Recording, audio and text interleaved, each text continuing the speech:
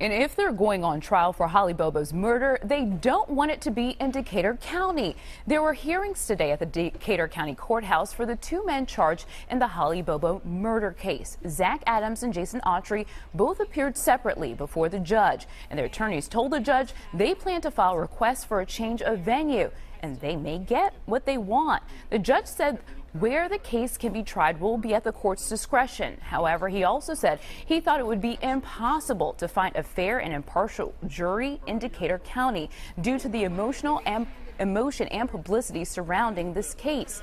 The judge also seemed upset that things aren't moving faster, and he wants to know if the state is going to seek the death penalty.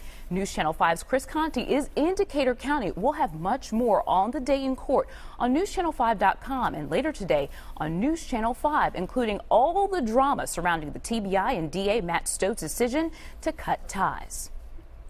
14 people were arrested overnight in connection with the deadly compounding meningitis outbreak of 2012. 64 people were killed across the country, including 16 people right here in Tennessee.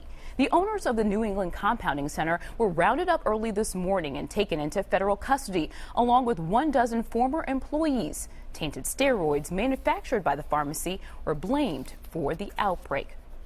The search continues this morning for an elderly man who suffers from Alzheimer's. 82-year-old Charles Dickerson disappeared yesterday morning from his home on Concord Drive in Hermitage.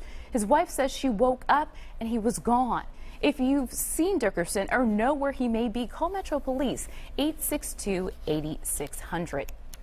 Bridgestone cleared one of its final hurdles before breaking ground on its new high-rise headquarters downtown.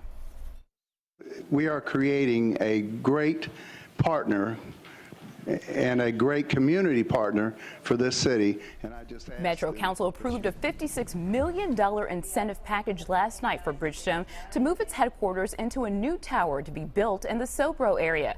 The expansion is expected to bring hundreds of new jobs to Nashville. We are a long-time resident and business partner in Nashville, 22 years. Looking forward to grow that. That was the whole purpose behind this project. And that's really why we're establishing a new corporate headquarters and bringing more employees and jobs to Nashville. On Friday, Bridgestone's plan goes before the Industrial Development Board. If approved, company officials expect a groundbreaking just after the new year. Ride-sharing services like Uber and Lyft are officially here to stay. Also at Metro Council last night, leaders put the city's final seal of approval on the apps with a few rules. Drivers will have to register every year with the city.